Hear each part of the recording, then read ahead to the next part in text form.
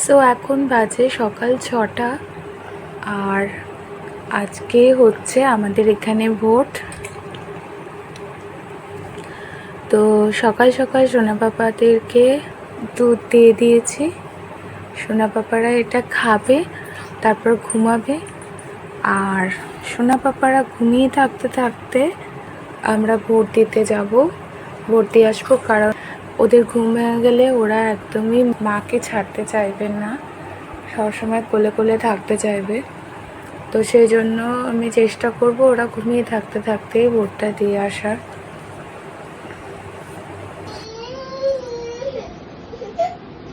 Vote দিয়ে আসার পর থেকেই সোনারা আমার এই যে হাতের এইটা দেখছে সমানে মন দিয়ে, যে দেখেছিস কিরকম কালি। 29 এপ্রিল রয়েছে পশ্চিমবঙ্গ বিধানসভার